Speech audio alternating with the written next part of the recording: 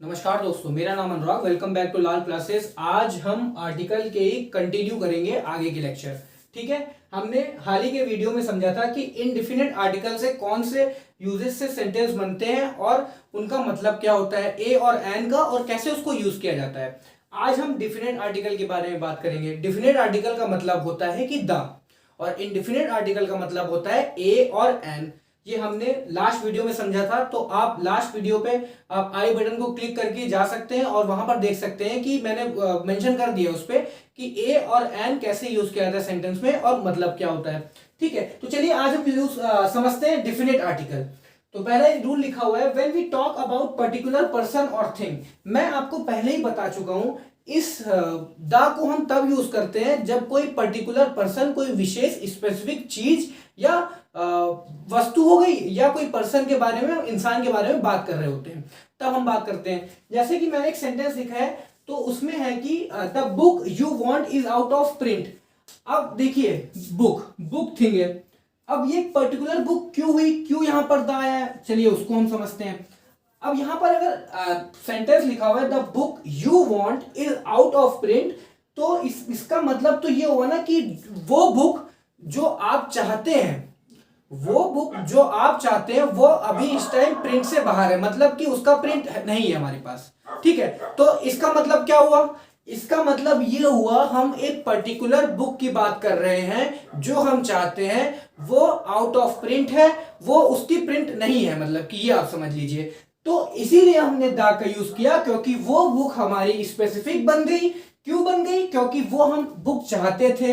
तो अब मैं पूरी बुक तो चाहूंगा नहीं, हर एक जनरल बुक, मतलब कि मैं एक जनरल वे में तो बात कर नहीं रहा हूं कि हर बुक की बात कर रहा हूं, मैं वो एक स्पेसिफिक बुक की बात कर रहा हूं जिसे मैं चाह रहा हूं, जिसे मुझे चाहिए। अब मुझे एक टाइम पे कोई एक ही बुक चाहिए होगी, अब वही उसका ही प्रिंट अवेलेबल नहीं है, तो इसीलिए मैंने दा का यूज किया। क्योंकि इसको यू वांट जो अलग से इसके अंदर एक क्लॉज लगा दी गई है सेंटेंस में, इसने इस बुक को क्या किया, स्पेसिफिक बना दिया। और जब इस बुक को इसने स्पेसिफिक बना दिया तो हमने द का यूज कर दिया।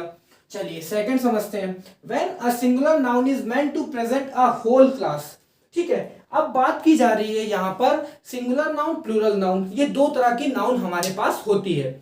सिंगुलर नाउन में एक पर्सन या थिंग की बात करते हैं, प्लूरल नाउन में एक से ज्यादा, दो और दो से ज्यादा थिंग की या वस्तु की या पर्सन की हम बात करते हैं। ठीक है, तो अब यहां बात की जा रही है कि वो सिंगुलर नाउन के पहले हम दा लगाएंगे जब वो सिंगुलर नाउन एक क्लास के तरह रिप्रेजेंट होगी। मतलब कि अगर हम काव की बात कर रहे हैं तो वो एक पूरे काव की कम्युनिटी को ले रही है, उसमें सब काव आ जा रही है। ठीक है, तो चलिए सेंटेंस से समझते हैं। सेंटेंस लिखा हुआ है, द काव इज अ यूजफुल एनिमल। अब इसका मतलब क्या हुआ, काव एक यूजफुल एनिमल है। तो अब मैं एक जनरल वे में एक की तो बात कर नहीं रहा हूं, मैं सबकी बात कर रहा हूं, हर एक की। तो हर एक काव की बात कर रहा हूं, और यहां पर ये जो काव थी वो सिंगुलर नाउन थी, और जब मैंने इसको एज अ एक कम्युनिटी रिप्रेजेंट किया यहां पर, तो इसके आगे मैंने दा का यूज कर दिया। ठीक है, तो बहुत ही सिंपल रूल है। इसका मतलब आप ये समझ लीजिए, जब सिंगुलर नाउन के पहले हम दा तब लगाएंगे जब उस पूरी कम्युनिटी को हम क्या करेंगे, रिप्रेजेंट कर देंगे।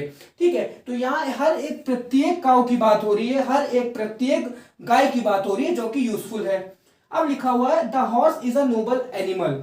अब जो घोड़े होते हैं वो बहुत ही महान जानवर होते हैं। तो यहां पर हम एक घोड़े से क्या कर रहे हैं, पूरे एक कम्युनिटी को रिप्रेजेंट कर दे रहे हैं। इसका मतलब ये हो रहा है कि हर एक प्रत्येक घोड़ा जो होता है वो बहुत ही ज्यादा महान जानवर होता है।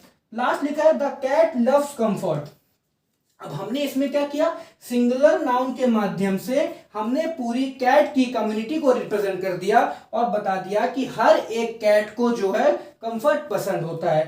तो यहां पर हमने आज दो रूल समझे दा से रिलेटेड। ठीक है, पहले तो हमने ये समझा कि उस पर्टिकुलर नाउन के लिए यूज किया जाएगा जो कि स्पेसिफिक हो जाए, अलग से एक सेंटेंस में क्लॉज ला दिया जाए। और जब हम एक सेंटेंस में नाउन के बाद तुरंत बाद एक क्लॉज ले आएंगे तो वो उस नाउन को स्पेसिफिक कर देता है और दा लगाया जाता है। जैसे हमने समझा था book you want is out of print में। सेकंड था कि हम जब एक सिंगुलर नाउन को एज अ कम्युनिटी रिप्रेजेंट कर देते हैं तब क्या होता है, तब भी हम दा का यूज करते हैं। ठीक है, चलिए अब नेक्स्ट वीडियो में और कुछ दा से रिलेटेड जो यूजेस होंगे उसको लेके आएंगे। तब तक के लिए खुश रहिए, पढ़ते रहिए। Thank you so much.